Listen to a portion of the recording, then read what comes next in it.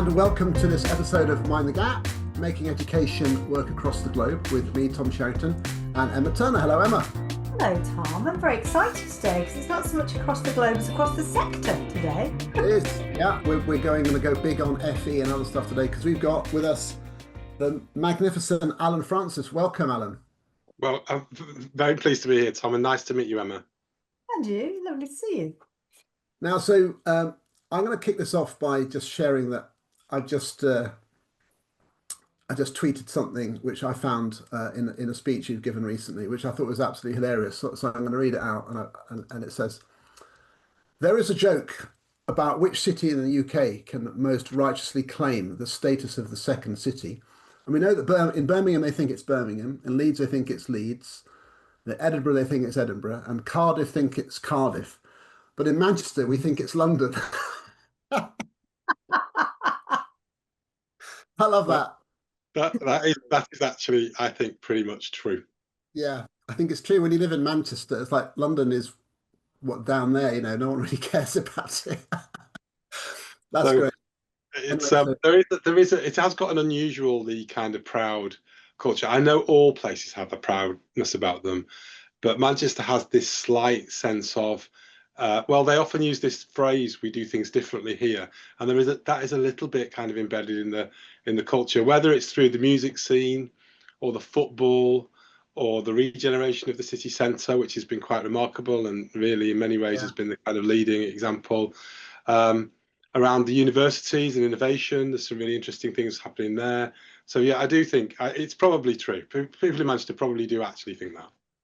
No, and it's a place close to my heart because I went to university there. I lived there for several years, and after that, and it's where I started teaching in Wigan, but living in Manchester, and it's where my teaching career started. So it's great. It's great to have my teaching career started in Manchester, and it's I love that. That's why I think that's so funny.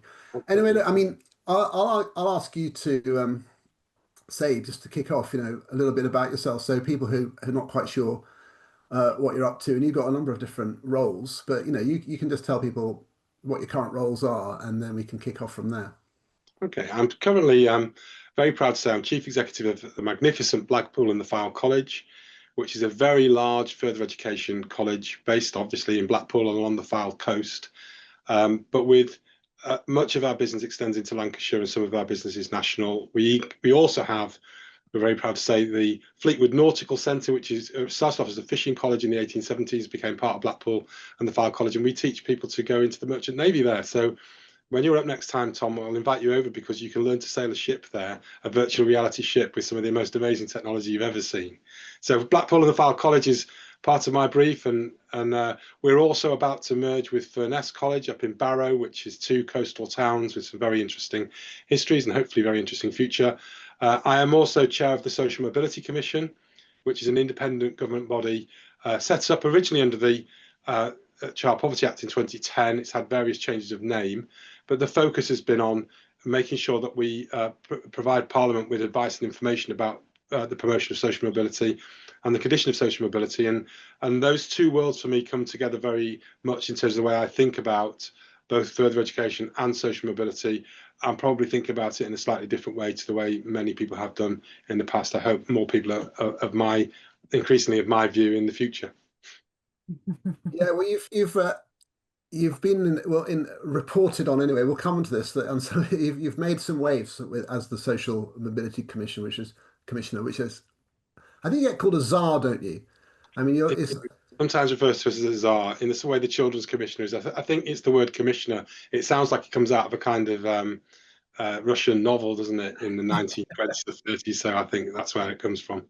Well, that's great. So we'll come on to that. But I actually want to kick off by talking to you about our track record working in FE, because you when I first became sort of a non-head teacher, sort of more or less sort of against my wishes, but then there I was. And within about a couple of months, you reached out to me, you contacted me, and you were working at Oldham College, and you had this brilliant idea that teachers should learn about cognitive science and understand about a knowledge-rich curriculum.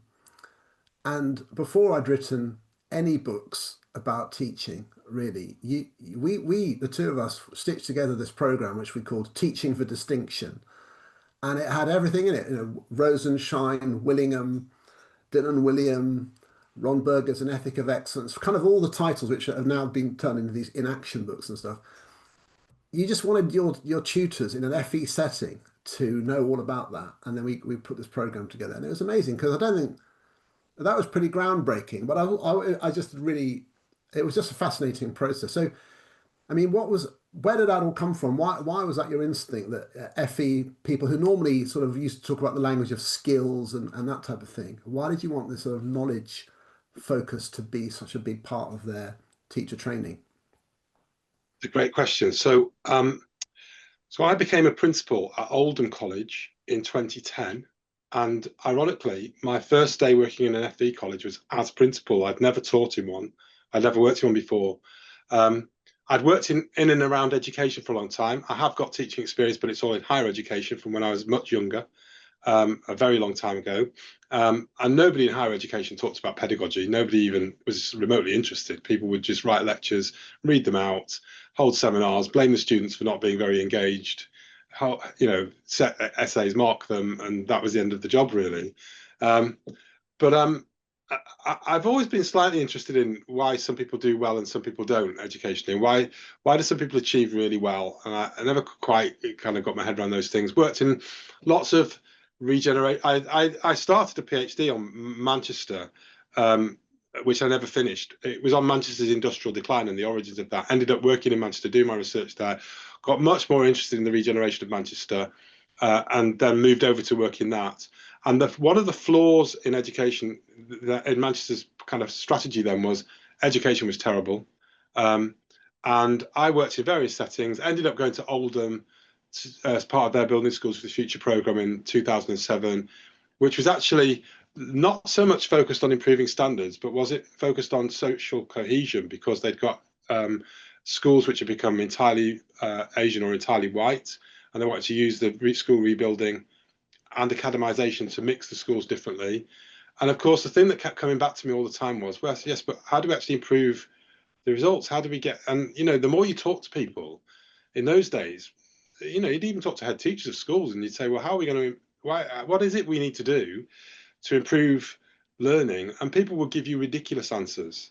They would talk about everything from brain gym to water fountains, and and even when I went into FE in 2010, we were then sponsoring one of the schools and running the college.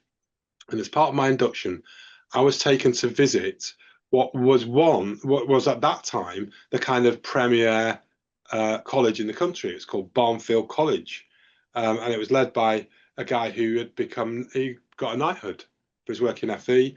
He'd taken over 2 schools. He'd turned them from the bottom of the league table in Luton to the top, or near the top. And so I went and asked the question, well, come on, Pete, tell me, you've done all this work. What is it that's driven all this change? And he pointed to the bowl of fruit on the table. This is true, this story. He pointed to the bowl of fruit on the table and he said, it's that. I said, what? It's fruit. It can't be fruit. He's talking about fruit. And he said, no, it's the Barnfield banana. I said, what? They eat bananas and that's made them achieve more? Yes, he said, because they get tired in the afternoon, so if I give them all a banana, they get an energy boost to learn more. Well, I drove away from this place, and I had a mentor. There's an amazing guy called Sir George Sweeney. I absolutely loved. He was I loved him because he'd led a college in Knowsley, which is the hardest part of the country, but even more so, he's an Everton fan. And Everton, I have a love for the underdog. And Everton fans have had a hard time. But the thing I remember about George most was that George was actually at the 1966 World Cup final, which in my world, that's quite an accolade. So I was quite impressed by George on that basis. But we came back on the train and I said, George, he's talking rubbish. How can it possibly be true? But how has he improved these results? There's something not right about all this. It doesn't make sense. And it later turned out that, of course, Barnfield had done what lots of places did in those days. They'd used vocational qualifications to improve their league table performance. They'd done anything they could to game the system. Lots of places did that. My experience then was that's what people seem to do to become a good school or a good college.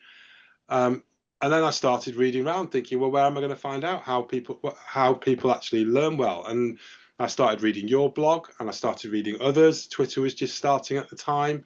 People were starting to publish stuff, and it was all part of that self-led world of educators taking control of this a bit themselves. I read Edie Hirsch first. I opened my eyes completely. I then stumbled into Daniel Willingham, and I thought, oh, wow. I'd never read any of that kind of stuff before. I watched everything I could on YouTube. So I watched that beautiful video about the ethic of excellence, which starts off with the little boy drawing the picture of the butterfly. And it's like, so how you learn through improvement and good feedback and sensible criticism. And I started collecting it all together, and I thought, all this has got to stack up to something that helps us to teach better in the college. And I started in a very amateurish way, collecting it all together. And then I kind of got the hang of it, but I didn't have the way of putting it together in a way that our teams would understand. One or two of them got a bit of it, but I thought I probably sounded like a bit of a crank at the time. We'd had a poor Ofsted inspection in 2014. We got another one 2 years later. And the thing that stung me when the inspectors walked away the second time was, they said, you haven't got a culture of pedagogy in this college. And given how much I'd worked on it and how much I'd read, I thought, oh, ouch, that's just painful. And I know it's fashionable to criticise inspection, and there's lots you could say that's wrong with inspection, but the fact is we have it, and they were probably right on this occasion. So then I'd looked at it and thought, well, I'm not the person to make this stick. I don't know how to make it work with our team. And I wrote you that email and just said, Tom, do you fancy coming up and helping? Of course, you then came in and said, well, there's loads of things I can think you could do differently. You reorganized everything. You added a depth of knowledge I didn't have. And I think we simplified it into 6 modules. I think we agreed at the beginning it wasn't going to be a quick fix. I felt if I was going to lose my job at Oldham College, I was going to lose it doing something I wanted to do, not and at least go down fighting. And I thought, we've got 2 years. Let's see if we can make this embed and stick. And then we started from there. And I remember the first time we did the session, we got them all into the theatre. We taught the 6 modules. And then I remember the kickback. We got tremendous response from the English and maths team. We got 1 or 2 others that really went with it and ran with it and loved it. Others were not so sure. FE colleges are very mixed places, and the academic backgrounds of our staff are very different. But we gradually started to feel we're making some progress, and we gradually started to feel we got an approach to teaching and learning that it absolutely made sense that there was a theory you could understand and a way of applying it, and applying it in different settings, which is the key thing.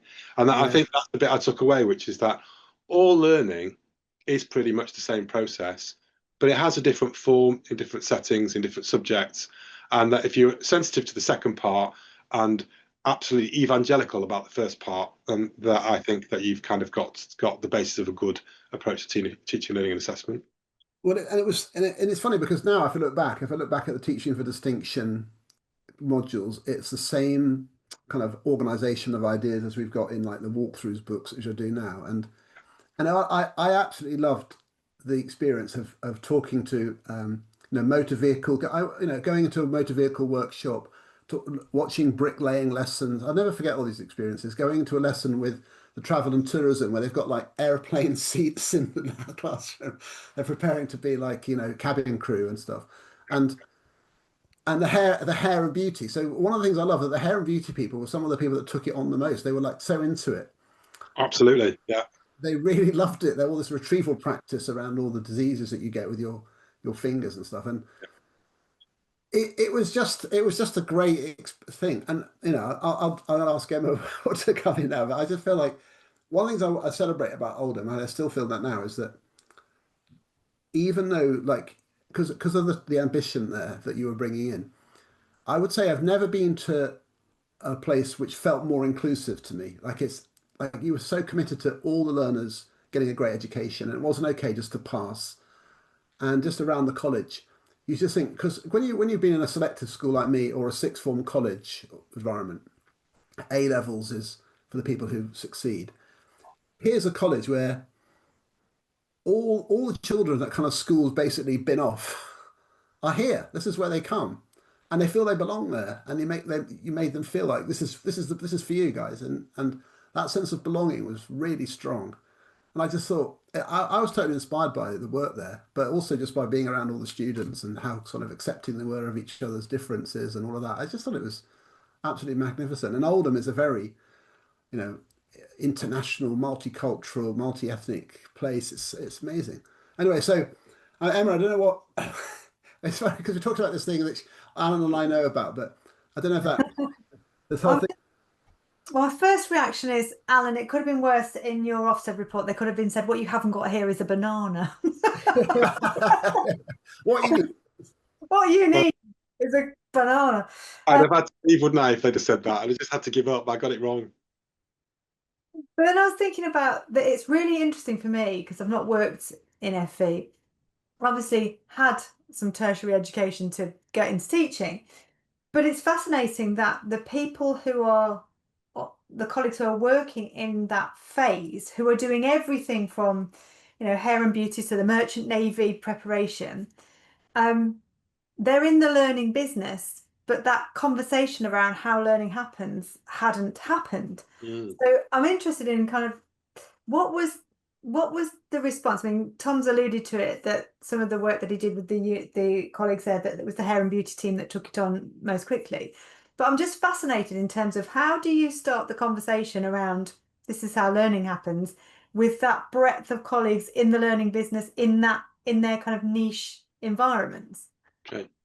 So I'm on my third college doing it now because I've moved to Blackpool, and we felt actually when I got to Blackpool, my first assessment was we're great at a lot of things, and it is an amazing college, but I felt that bit about really understanding how learning happens. That was a bit of a missing part of the jigsaw puzzle, and we're now working with Finesse College, who are improving, and they did their walkthroughs training last Friday, where they're starting on the same place. So I'm quite confident now, and I also know one or two other FE colleges that talk to me, and then we put them in touch with Tom, who actually engaged in the same process. And I think, just for listeners who don't know a lot about FE, some FE colleges teach A levels, but mine don't. We teach purely technical subjects, and the vast majority of our students will come in with low GCSE grades. Some have got their English and maths.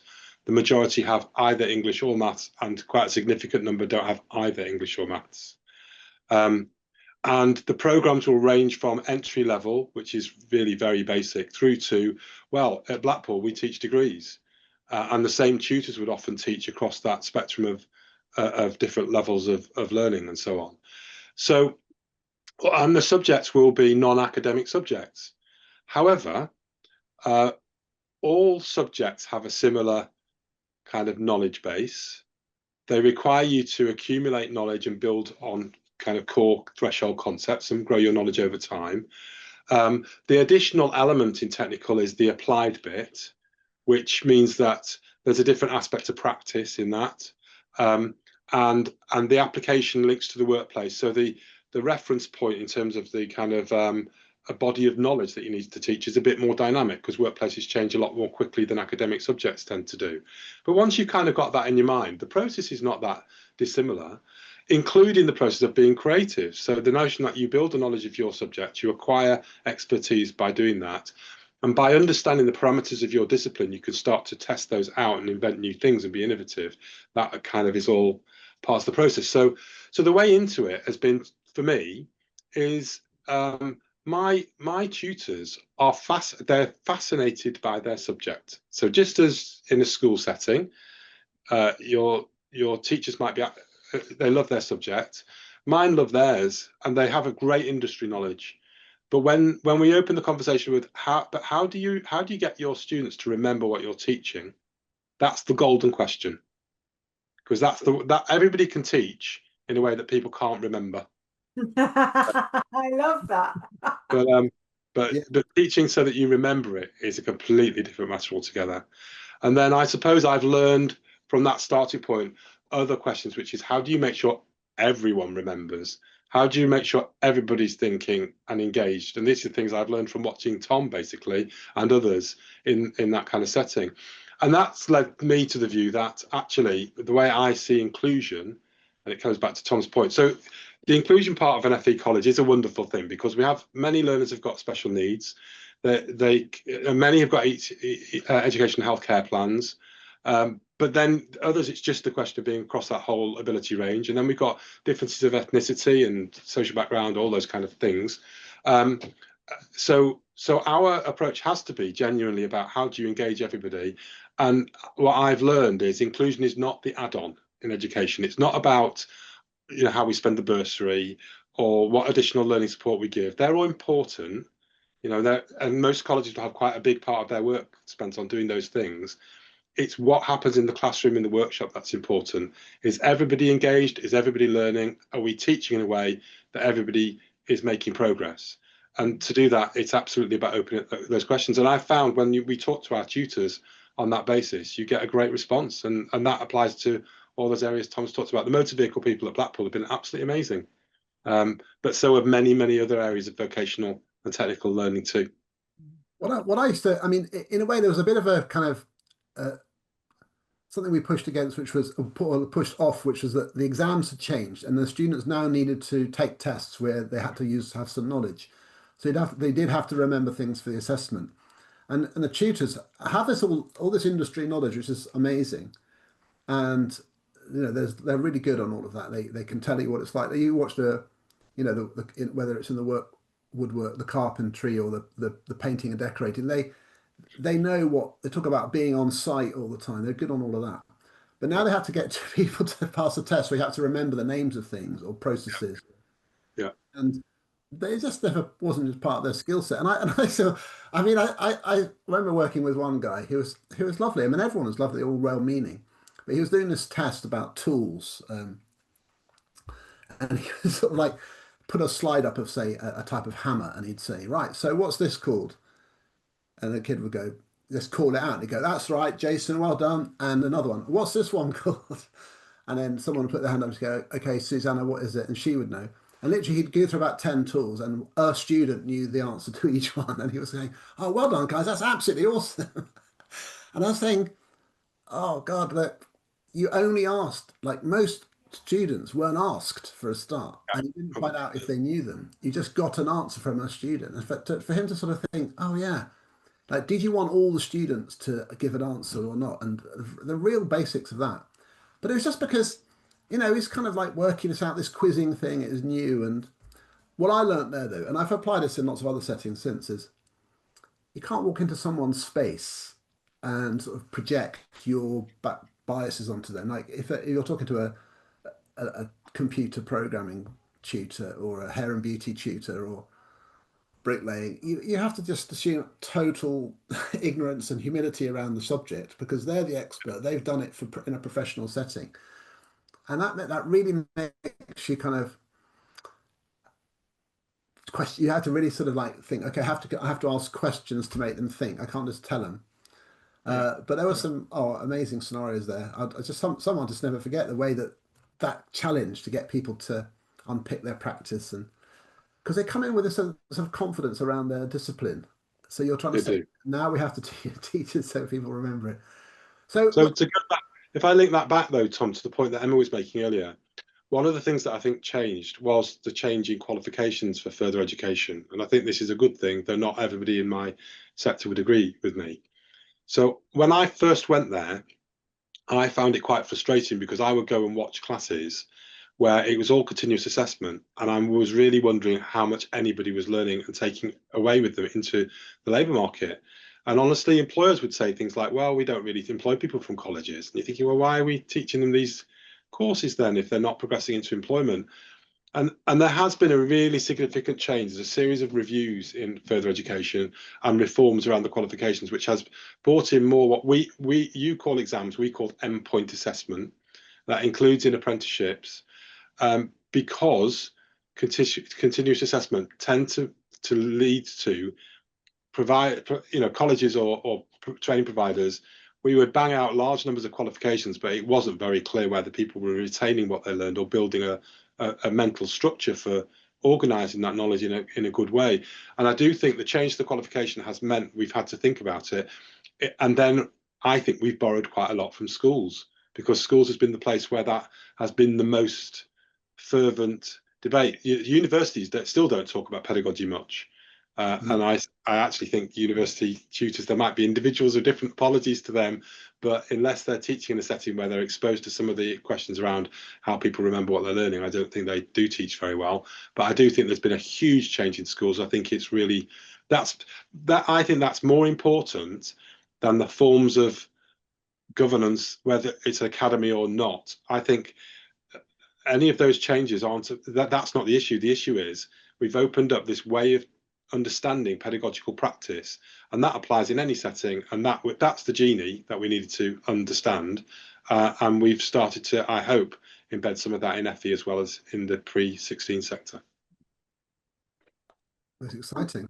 I'm just thinking, Alan, because you sort of talked about qualifications and when students move into the workplace. So and your work is within the social mobility space. So what's the role of FE in social mobility, and kind of what's it doing really well at the moment, and what are the things that it could do better?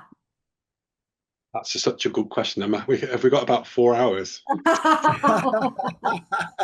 We'll sit back, yeah. So let me just start off with why I got interested in the Social Mobility Commission in the first place was because I have told the story before, so I'll keep it short. A nearby college won an award for social mobility because they were teaching children from a poor area and getting them into elite universities, and that's great. But I'm looking out of the window thinking, why isn't what we do social mobility? Because I kind of think it is really. And then I started to read a bit more about social mobility literature and some of the work even in the commission at the time, and I thought they just don't see it that way. They've got this view that social mobility is about poor kids doing well and going into professional occupations, and that's such a tiny part of the story. How does that doesn't mean anything to the people I work with. That nobody cares about any of that. They don't care about people who go to Oxford and Cambridge and get jobs with the big four accounting companies. They're just not bothered. They're bothered about their own progress, finding a good outcome for themselves, seeing some improvement in their lives over their lifetime. Yes, every parent likes their children to do better than them, but what that means is very subjective. Might mean not as affluent, but happier. There's all kinds of interesting aspects to this. And so when I started to look at it, I thought, actually, there was a literature out there that supported my view, but it wasn't the kind of mainstream view. So that's where I started to think, actually, FE is a really interesting vantage point for looking at social mobility, because it starts to get you to challenge assumptions about what this means for everybody, particularly if you work not just in FE, but in a place like Oldham or Blackpool, in places where the economy isn't quite as robust as we'd like it to be. And what does that mean in all of those kind of post-industrial towns, seaside towns, rural places, and so on? So my whole approach, since I've been involved in the commission and the last 2 and a bit years I've been chair, has been, if we start from that point of view, where does it lead us in terms of social mobility? And it actually leads us to say it's partly the economy, but it is also about a different kind of approach to education, which recognises that isn't it fantastic if somebody is academically brilliant and comes from a humble background? That's brilliant, but they're not the only people that we need. And actually, it's also great if somebody comes from a very poor background and actually does really well to get a skilled occupation, and that leads them to have a much better set of outcomes in their whole life. It's not just about money, it's about health, it's about family, it's about their general happiness, it's about being able to have a house and a home and security and stability, all of those kind of things. And so my view is that actually FE needs to be much more central, and we need to take it much more seriously. I think there's been times when successive governments have not taken it seriously. That whole issue about qualifications is one. You know, why did we let the qualifications in FE become so poor quality that they didn't produce good outcomes? Well, that's because nobody cared enough. They thought it was about stuff you did with your hands, and they started to talk about competencies and stuff like that without thinking, no, it's about knowledge. These are disciplines that have an intellectual framework and a practical application. It's a complicated job to put a roof on a house. You need to be good at maths. You need to be really good at maths. Engineers have to be, they fly airplanes. They have to be really good at applied maths to make that happen. There's so many good examples where you're intermixing skills Hairdressers have to be very good at a lot of things, but they have to mix that with brilliant interpersonal skills because it's such an intimate thing to do. So the skill set is really important, and it's important that we recognise that people acquiring those skills and making progress in their life is a part of the social mobility story, and to understand why for many people that's difficult and why in some places that's harder. So I suppose that's where I see the two worlds kind of coming together, and I think we've made some progress on that. I think there's still quite a way to go. It's part of it to do with this agenda, and I know that you've talked about it. I know the person who springs to mind who talks about this is Michael Merrick, who runs a MAT in the Carlisle area. Yeah, this idea that social mobility is not about kind of leaving your roots and going somewhere else. It's about investing in your community and wanting to sort of be a champion for your community and bringing skills and employment into the area. Is that something which is part of the agenda in Blackpool? Yeah, absolutely. So there's two pieces of work we've done with the Commission recently. One is we did a piece of work on we compared two places, one with low social mobility, one with high, and actually did work on people's perceptions in those places. And we've got a piece of work coming out in the next month or so on perceptions of social mobility, where we've interviewed 5,500 people across the country. And what's really important is to say social mobility is a value, and it's interpreted by people differently in different contexts. So it's a value for some people to say, I've acquired a higher status occupation than my parents did, and I've done these things to get there. But not everybody has those values. For some people, it's tied to their community, their family, the place they live in. And I don't want to end up in the route of saying, well, nobody should ever have to move for employment, because that is a part of a modern economy that those things happen.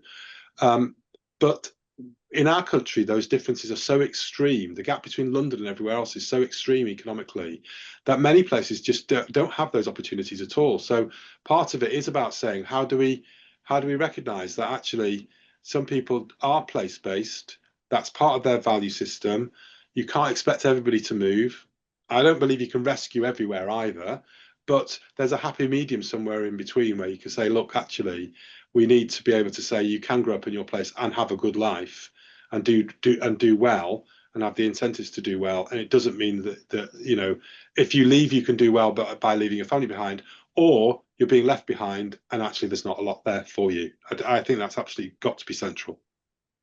It reminds me as well that these elite universities, they have a finite number of places as well. Like not everybody's going to be able to go. So even if we did a fantastic job with every single child, that can't be the metric, because it can't be the metric for everybody.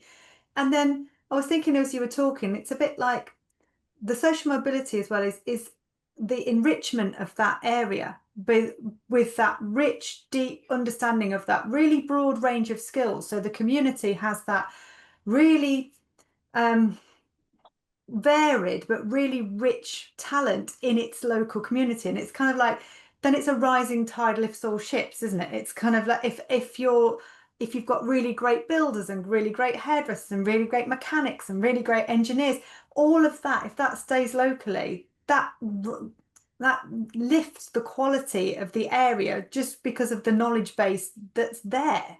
And so it really drives me balmy about the Russell Group University ones. And my family, there's only me and one cousin who've been to university. We're all builders and property developers, and my brother's a chimney sweep. It's really interesting, the metrics by which people measure success or mobility, isn't it? Well, part of it comes from the fact that to try and measure social mobility over the long run, there's kind of two ways of measuring it in the academic literature. One is by occupational change, and that's the way sociologists tend to look at it, and that actually their data is better in the UK than the other method, which is the economist method, which is to say look at income and look at income as it changes over time. So you've got two ways of measuring in there. I won't get you into the boring detail, but one of the things that people focus on is what your relative chances of upward mobility are if you start in social background A compared to social background B. What are the chances? And I can see why people start to think, oh, well, it would be fairer, it was equal, it's more fair if you have the same numbers of people from this low socioeconomic background, from somebody in the middle or somebody from a higher background achieving those higher level jobs. I can see why people think that. It's just that it's not really how the world really works. So you end up with a kind of view of the world where you're playing a game of numbers, but human beings just don't work like that. So, for example, I think what you're referring to, Emma, is, does that hierarchy of occupations really apply? Because there are high status occupations that have low pay. Mm-hmm. You know, there are some occupations we'd like to have higher status that don't have great pay. You know, that teaching being one. You know, I think my FE tutors deserve the highest status in the world if possible, and I think the English and Maths tutors in FE are doing the hardest job in education without a shadow of a doubt. And I think but yet they're some of the lowest paid people in education. So, you know, in terms of status, complexity of their job, you know, all of these things are much more nuanced and complex than that. And one of the lessons for me is that actually challenging social mobility stereotypes means challenging some assumptions about jobs and occupations. People get very snobbish about it. And what's amazing about the research we've done is that actually higher incomes aren't that high on people's priorities. People don't define their progress in life in the research we're about to publish in terms of either their occupational status or their income. They look at quality of life, health, the quality of their relationships, the balance between their working life and their home life. These are much more important to them. Yeah. And I think that's really interesting in terms of social mobility, because that means that a lot of what policymakers have assumed isn't that helpful, and that drives lots of interest. That drives education policy, early years policy, skills and training, university policy, and actually that's just not how people think about it. It's funny. I mean, it's one of the things I rage about all the time, and people push back on me because, you know, people want to believe that the system is fair, and if everyone works hard and we improve outcomes, we'll all work. Well, you know, it's a possibility that if everything lines up, standards will rise, and you'll just get more people getting grades 4 and 5 at GCSE and so on, and that's all fair. And that line of where a 4 is will stay, and we'll move past it with a bell curve moving along. And that is, in theory, possible. But in any given year, you've still got, you know, a fair chunk of people, and even in the most optimistic scenario, you're still talking about a good 30% of people. And to me, we have this weird thing that we just don't seem to be able to accept it. Like those children, like there's always going to be that range, and those students need to have a feeling of success, achievement, progression, futures, careers, and yet they're deemed to be sort of suboptimal failures. Even the pass-fail thing was totally unnecessary when the grades changed to 1 to 9, but they put a pass line in, totally arbitrary. Those people, you meet them at the colleges, those children, they're human beings, they're people with a roundedness and a, you know, kind of multiple skills. But the exam system structurally prevents them all from being over the line. It's just, and people say, no, if we work hard, they'll all get, no, but it's not realistic. Those children are devalued. A grade 1 has no currency, and it should. It's enraging, isn't it? So the range of qualifications then have to be quality, and I think that's really interesting.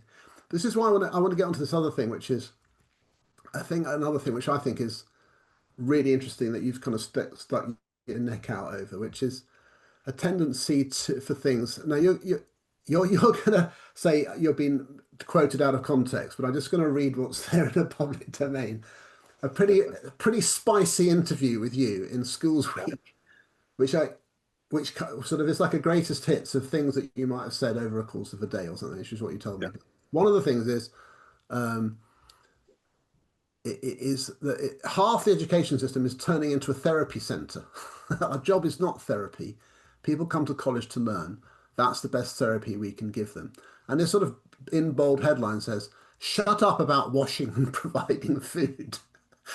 And even in the article it says, everyone's always done that. Be discreet about it when you need to.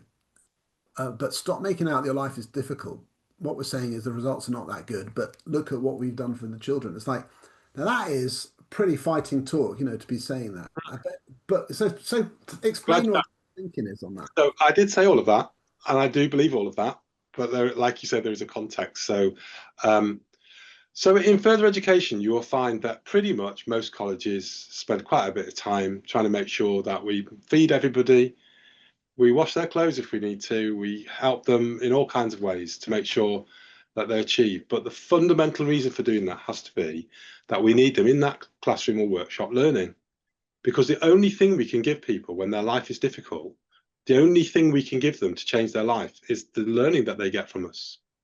There isn't anything else. If they leave with a substandard experience, or they leave without achieving because we've been nice to them, we've been nice to them for a bit, but we haven't changed their life. And that for me is the bit that educationists must always keep at the centre of their thinking. And what does trouble me is we do live in a world where a lot of people have a lot of challenges to their education, but that can lead people to start to drift into thinking, but actually picking up all the other issues actually becomes part of our job. But then we're going to lose focus. And if we lose that focus, those students have lost their future, because if we're the only ones that can hold that for them. So I do say this in the college all the time. We must love our students. It's really important. And I do mean love them in the proper sense, that we should care for them, understand them, think of them as if they're a member of our own family. That is really important, I think, for successful educators to have that compassion. But that doesn't mean that we start to think, yes, but look at all the reasons why they're not going to succeed. Because the fact is that some children do really well despite very difficult backgrounds. Yeah. And our challenge is to understand how we help them do their absolute best despite those difficult backgrounds, because otherwise they are going to be left with absolutely nothing. And I just think there's so many good examples of doing that. And so I would rather, when I sometimes hear head teachers, for example, talking about the low results in their school, and they'll tell you, well, these are all the issues locally. Yeah, I know, but I've been to your school and you just don't teach anybody anything. It's almost like the compassion needs to be there to facilitate the learning, so all the kindnesses and the care that you put around these students or children in schools is to enable them to be in that classroom, clean, fed, warm, focused. Your job of work is not the cleaning, the feeding, the warming, whatever it is. Your job is the teaching and the learning. Absolutely. But sometimes you need to scaffold them into that with the compassion and kindness that you show them. Absolutely. Yeah, I'm not denying that has to happen. But I also think that we just need to make sure we remember that our core job is that teaching, learning, and assessment, and making sure they have a great experience. Mm-hmm. And that is a transformation. The thing about education that's different to anything else in life is that we can give this gift of this transformational thing that genuinely changes who you are and what you can do in the world. It makes you it's the self-efficacy thing about the belief that you can do things, the belief that you can overcome, that you're a powerful person. Once you learn things, you become a powerful person. And I think there's lots of reasons. So I'll give you a good example. When I first went to Blackpool, one of our tutors had a student arrive late when I went into a lesson. And when the student came in, she was really lovely to her. She said, sat down, and at the end she had a chat with her about, oh, if you had a really difficult day, it's been really awful, and tell me all about it. And I said, I'm not really sure I want you to start off like that, to be honest. I know she's had a tough day, but I want you to have a conversation with her that says, I know you've had a tough day, but coming to my lesson is the most important thing that can change your life. So whatever else has been going on, we've got to learn to fight to get you to this lesson. And that is not the same way of thinking about it. There's a kindness, I think, in both, but there's a bit about, I mean, look, part of this also comes out of looking at groups who do ridiculously well, despite the data saying, if it's all about poverty, then their outcomes should be universally bad. And what you find, particularly in ethnic minority communities where you see higher results, is families putting a ring of steel around their children, managing risk, making sure that education is the central focus, doing everything they can to make that important. I know that I'm not stupid, so I know that that's not easy for everybody to do, but we have to, I think, support a culture where that happens. And I think too often public servants can drift into explaining their own poor performance by looking at those circumstances, and I don't think that's acceptable.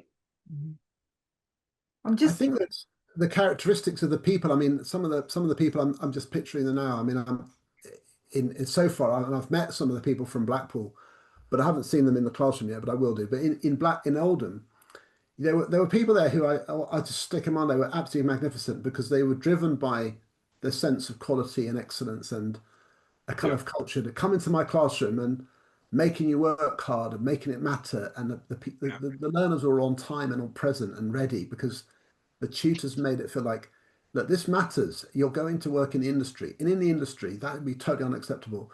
And absolutely. you've just and that kind of idea of excellence, which is why the Austin's butterfly thing went down a storm because it's all about steps towards excellence and defining it and working out how to improve on the way to it. But you're always aiming at it, and we're not just satisfied with mediocre. Uh, but I think that there's something about confidence that certain tutors have got or people have that is the role. But this is the fascinating bit. In doing that, they communicate love and care. Oh, It's not absolutely.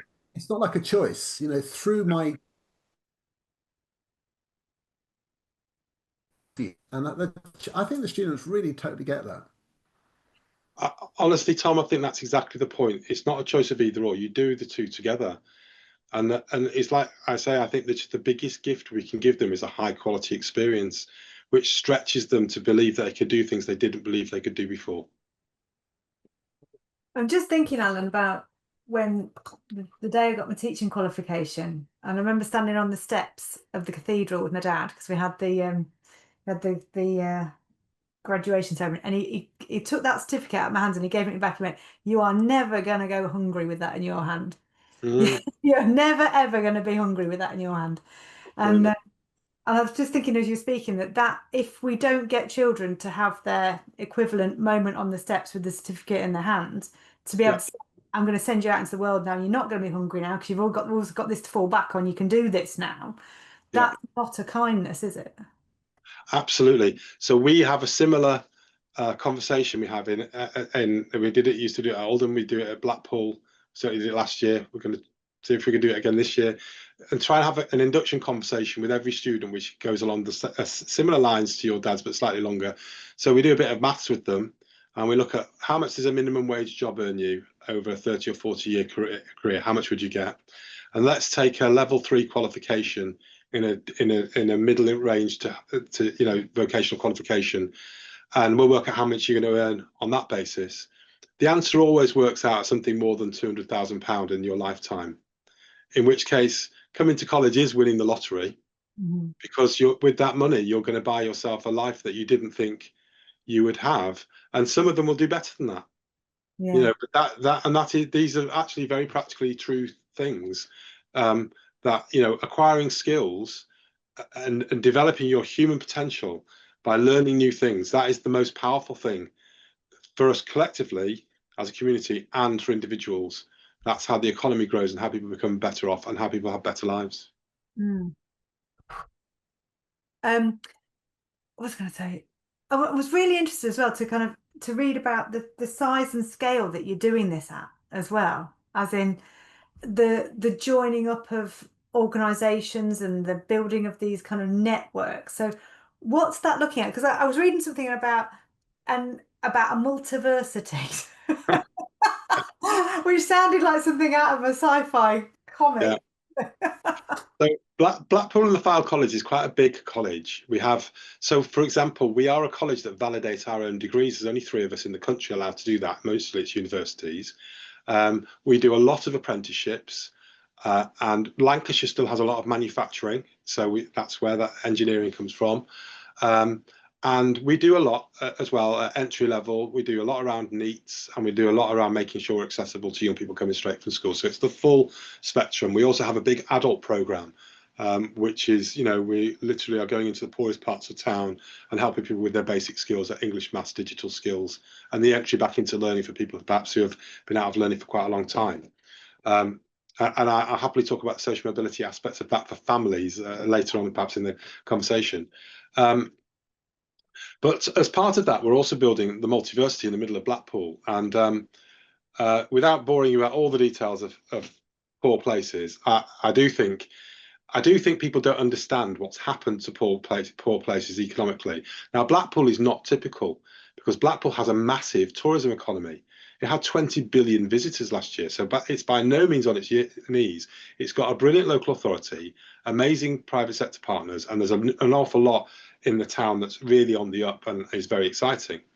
But what you do get in all seaside towns is the guest houses that used to be the core of the old tourism economy have become houses in multiple occupation, where people move to the seaside, often on benefits, and they often come from other places because they've been as a child to the seaside. But in later life, they're coming back when their life has probably fallen apart. A lot of drug problems, alcohol problems. There's a lot of single men whose families are elsewhere. In fact, this is the reason why in Blackpool, the life expectancy of adult men is the lowest in the country. But it's not because Blackpool makes you die young. It's because people who are experiencing difficulties tend to come to places like Blackpool. Now, what's happened in those places is that the houses have been bought up by absentee landlords who don't really care very much about those communities. They don't have a stake in them. They've got no skin in the game. They receive their income through housing benefit. They don't do the repairs. The places have fallen to pieces. So now you've got some really awful examples of housing in those areas. And the best solution is to knock them down, replace them with better quality housing, which the council are doing. And we're knocking down 2 streets of those to build this multiversity. So what's the multiversity? It's partly funded by levelling up monies from years ago, and 1 or 2 other contributions for the council, 1 for the college. And the concept of multiversity started off with a guy called Andy Haldane, who was then chief economist at the Bank of England. He later ran the Royal Society of Arts, and now I think he's on a sabbatical watching cricket in Australia this winter. That was his plan. I was very envious of that, but that's another story. My interest in knowledge learning started with cricket, by the way, but I'll tell you that story later, perhaps. But Andy said we need a skills system that's not based on the university, the one route to a 3-year degree. We need multiple routes into that. We need a multiversity. And my predecessor, Bev Robinson, who was very well known in the field, said, "Yeah, well, we'll build one then." And my job is to turn that into reality. So the demolition has started. We start digging after Christmas. It'll be up by a couple of years after that. And the multiversity concept is this. There isn't one route to a 3-year degree. There might be many routes to higher skilled jobs. Some require what we call level 4, which is like the first year of a degree. Some require level 5. Some require the full degree. But there's a flexibility about how we deliver that, either in the workplace or in the classroom. And alongside us developing this model, which has obviously a lot of qualifications design alongside it and so on, is a change to the funding for students, because the student loan company from the beginning of next year, early 2027, will be delivering the lifetime learning entitlement. So everybody will have 4 years of entitled funding, and they can borrow it and draw it down as they require it, not just spend it on a 3-year degree. So let's say they want to do like the equivalent of an old HND, they can spend it on that. 5 years later, they might do the next level if they want to, but they don't have to. It'll be very much bespoke to individuals, and that's what the multiversity will be trying to deliver for Blackpool and for the wider Lancashire area. So we'll tie it in with the kind of growth sectors of the economy and so on in the way that you'd expect us to. So that's in a nutshell, that's what it will be. Well, amazing. I mean, it's so exciting. I mean, and I do feel like you bring an energy to this, which is pretty inspiring. So, I mean, we have to wrap up soon. I mean, I could talk to you for hours about this stuff. There's one little thing I want to share just as we close, which is just a kind of a bit of a flavour of what you're like when you're leading things. So I went to a conference at your school, your college, I should say, in June. It's brilliant. It's like a launch of a celebration of the work people have done so far with the walkthroughs and the teaching program. And you'd had a positive inspection outcome and stuff. And this is something I've mentioned to lots of other people since, because I thought it was magnificent. You said to in front of like 500 of your tutors, you said, "You've done amazingly well. Like, I'm so proud of you all. This is fantastic what we've achieved." And I reckon you're about 30% of where you could be. Imagine what we're going to be like when it's 100%. And I just thought that was amazing, because I sort of said, you just told 500 people they're kind of at 30%, but made it sound like, yeah, come on, we're on a journey, because that's just the start. And I thought that was fantastic to have that spirit of, a lot of other people would have just sort of been smoothing and praising and well done. But to say that huge success is only 30%, I just thought, yeah, come on.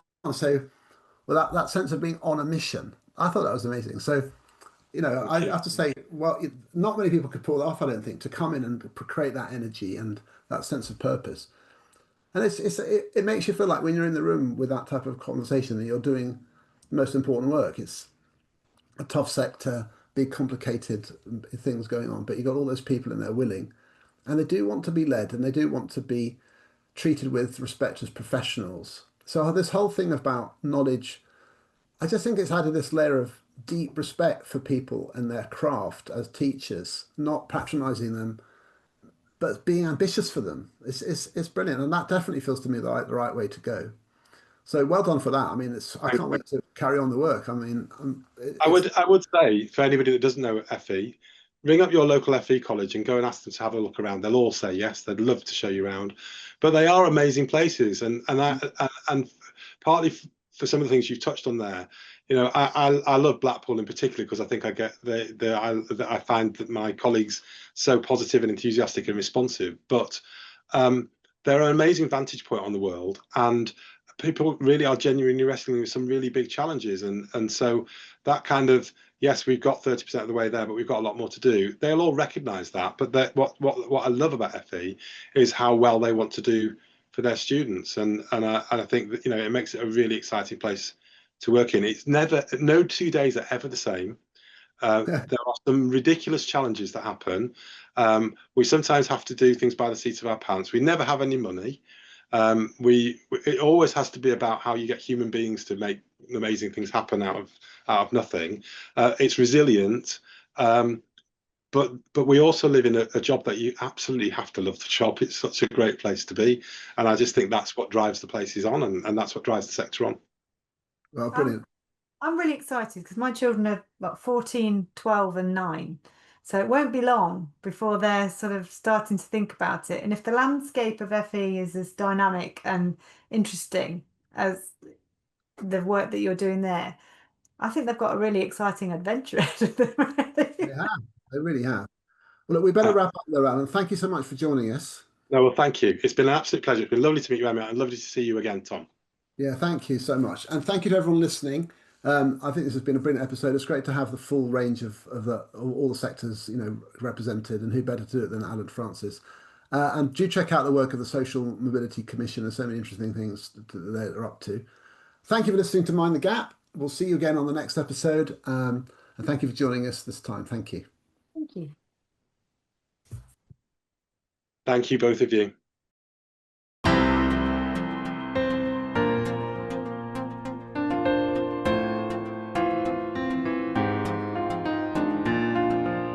Thank you for listening to Mind the Gap. I'm Emma Turner, and I've been presenting with my co-host Tom Sherrington. If you enjoyed this episode, please leave us a review, share on social media, and subscribe wherever you get your podcasts. Find us on our YouTube channel, search for Mind the Gap with Tom and Emma, or head over to Spotify for an audio version. This podcast was produced in association with Haringey Education Partnership, and our producer for today's episode was Luke Kemper.